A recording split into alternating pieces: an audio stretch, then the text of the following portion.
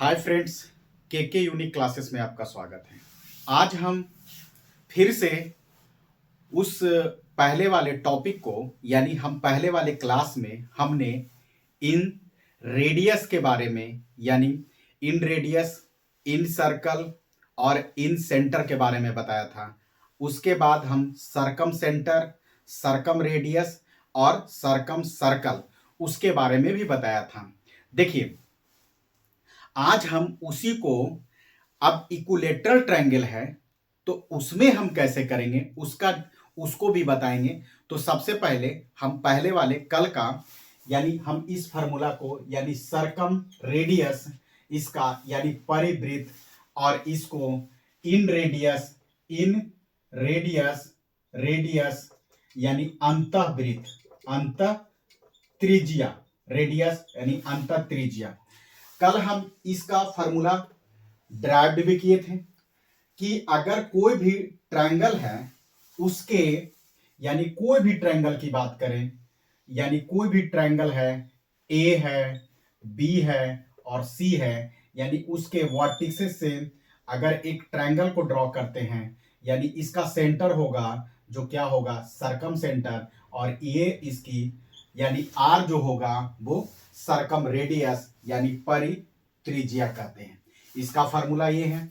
अगर हम उस कोई भी ट्रायंगल, फिर से एक ट्रायंगल ले रहे हैं यानी उसके उसी ट्रायंगल के यानी अंदर में सर्कल है, यानी अंदर में सर्कल है, इसका सेंटर क्या होता है, इन सेंटर यानी अंत केंद्र, और इसका इस सर्कल को इन सर्कल यानी अंतःवृत्त कहते हैं, और इससे जो रेडियस होता है यानी इसको क्या बोलते हैं, अंत त्रिज्या। इसका फॉर्मूला ये बताए थे।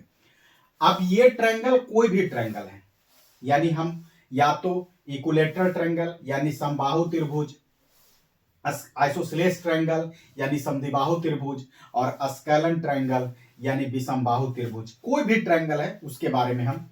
लेकिन अगर हम इक्विलेटरल ट्रायंगल में, अगर हम इसको इक्विलेटरल ट्रायंगल में देखेंगे तो कैसे, क्यों, क्योंकि हम जो क्लास में इक्विलेटरल ट्रायंगल लिए हुए हैं यानी इक्विलेटरल ट्रायंगल में जितने भी कॉन्सेप्ट आते हैं हम उसको बता रहे हैं। तो अब सरकम रेडियस अगर इन इक्विलेटरल ट्रायंगल में क्या होगा, इन रेडियस इक्विलेटरल ट्रायंगल में होगा, उसको हम थोड़ा डिराइव करते हैं और फिर उससे एक रिलेटेड प्रॉब्लम बनाएंगे। चलिए देखते हैं। देखिए, हम आर बराबर क्या बताए थे, यानी आर क्या है, सरकम रेडियस। सरकम रेडियस बराबर क्या बताए हैं, ए बी सी बटे 4 इंटू एरिया बताए हैं। अगर हम कहें कि कोई भी ट्रायंगल है जो इक्विलेटरल ट्रायंगल है, किसके लिए, four equilateral triangle, equilateral triangle मतलब समबाहु त्रिभुज, समबाहु त्रिभुज, ठीक है। समबाहु त्रिभुज के लिए आर का मान क्या होगा, तो देखिए समबाहु त्रिभुज में जो साइड होता है उसको अगर हम ए तो यानी अगर ए बी सी है तो मतलब खाली होगा आर बराबर ए इंटू ए बटे 4 इंटू एरिया क्या होता है, एरिया अगर इक्विलेटरल ट्रायंगल की बात करें तो क्या लिखते हैं, 4/3 4 ए स्क्वायर, यानी 4/3 ए स्क्वायर, 4/3 ए स्क्वायर, ये एरिया। अब इसको हम थोड़ा सा देखिए, अब इसको मिटाते हैं। अब इसको हम ऐसे लिखते हैं, यानी देखिए 2 है तो 2 कट गया, 4 से 4 कट गया, यानी ए बटे √3। देखिए 4 से 4 कट गया, ए स्क्वायर है तो ए 2 को कट गया तो ए स्क्वायर, यानी ए बटे √3, यानी हम कहेंगे कि आर किसमें, इक्विलेटरल ट्रायंगल में, इक्विलेटरल ट्रायंगल में, यानी आर है जो इक्विलेटरल ट्रायंगल में कितना हो गया, ए बटे √3। इसको अगर हम इसको थोड़ा सा, अगर ऐसे नहीं तो इसको थोड़ा सा हम और भी इसको अपनी अब देख लीजिए, इसको मिटाते हैं, फिर उसके बाद इसको लैंग्वेज में लिख देंगे तो चीजें और भी समझ में आ जाएगी। देखिए हम क्या बोले, 4 इक्विलेटरल ट्रायंगल यानी समबाहु त्रिभुज। त्रिभुज कौन सा? सरकम रेडियस यानी परित्रिज्या बराबर a/√3, वेयर a बराबर साइड ऑफ द, a बराबर साइड ऑफ कौन सा? Side of equilateral triangle. अब ये किसके लिए? a/√3। ये किसके लिए? सरकम रेडियस के लिए। किसके लिए? इक्विलेटरल ट्रायंगल के लिए। तो इसको याद कर लीजिए, यानी r बराबर क्या, यहां लिख लेते हैं, यानी r बराबर a/√3। ये किसके लिए? अब इसको, अब देखिए, ये इसको मिटा देते हैं। अब देखिए इक्विलेटरल ट्रायंगल तो हो गया, अब क्या है?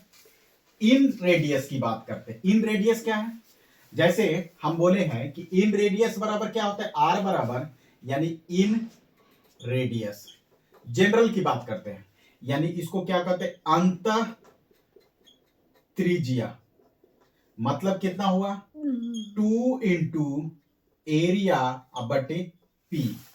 एरिया बराबर, यानी इसका कोई भी एरिया की बात करेंगे, और पी बराबर पेरीमीटर, यानी कोई भी ट्रायंगल की बात करें तो इसमें क्या होता है? अगर हम कहें कि 4 इक्विलेटरल ट्रायंगल, इक्विलेटरल ट्रायंगल यानी समबाहु त्रिभुज के लिए, समबाहु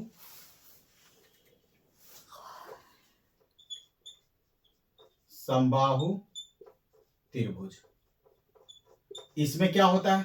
यानी कोई भी समबाहु त्रिभुज के लिए अगर हम कहें कि एक ट्रायंगल है, उसका यानी ए है, बी है और सी है, इसकी भुजा x है, x है, x है, या ए है, दोनों का ए ही मान लीजिए तो ज्यादा अच्छा रहे, यानी ए है, ए है, ए है, यानी भुजा ए है, तो इसका एरिया क्या होगा?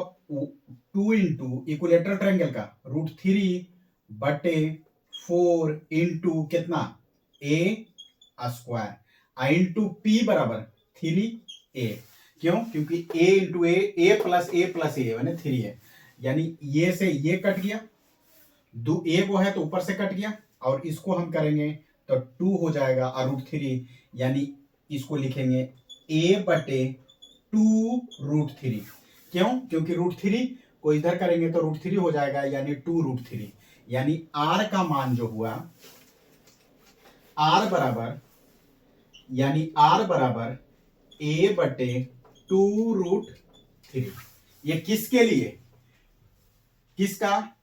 ये किसका? In centre, in radius, in radius किसके लिए? इक्विलेटरल ट्रायंगल के लिए। तो ये भी एक ये फॉर्मूला है, इसको भी याद रखें, यानी r बराबर क्या हो गया? a/2√3। ये याद रख लीजिए, ये वाला, ठीक है। अब इसको मिटाते हैं। देखिए हम दो गो फॉर्मूला आपको बताएं जो क्या है इक्विलेटरल ट्रायंगल में। अब उस पर एक रिलेटेड एक क्वेश्चन बताते हैं। देखिए देखिए कह रहा है, if the circumradius of a equilateral triangle to be 10 centimetre, यानी आपको सर्कम रेडियस यानी r बराबर दिया हो, तो r बराबर क्या दिया हुआ है? r बराबर a/√3 दिया हुआ है कि नहीं दिया हुआ? हाँ, तो कह रहा है कि r बराबर, यानी हमको measure its inradius each, यानी आपको क्या, if the circumradius of equilateral triangle is 10 centimetre, then measure of its in radius. In radius का मतलब r का मान ज्ञात करना है। तो देखिए r बराबर कितना दिया हुआ है? a दिया, r बराबर 10 दिया हुआ है, यानी 10 बराबर a/√3, तो a बराबर 10√3। ये हो गया क्या?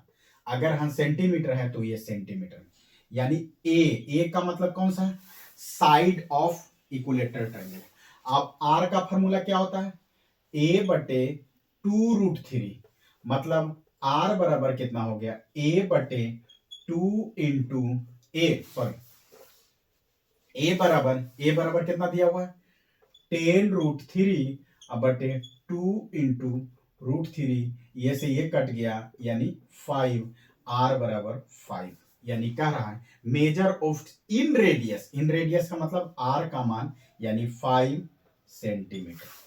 चलिए अब देखिए इस पर एक और बहुत ही इंपॉर्टेंट एक कॉन्सेप्ट जो इक्विलेटरल ट्रायंगल में अक्सर हमेशा पूछा जाता है उसको हम लेके आते हैं। चलिए अब देखिए,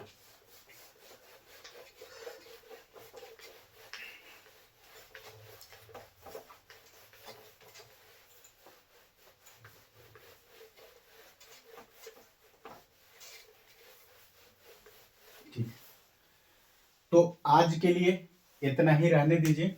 अगर वीडियो अच्छा लगा तो थैंक यू वॉचिंग द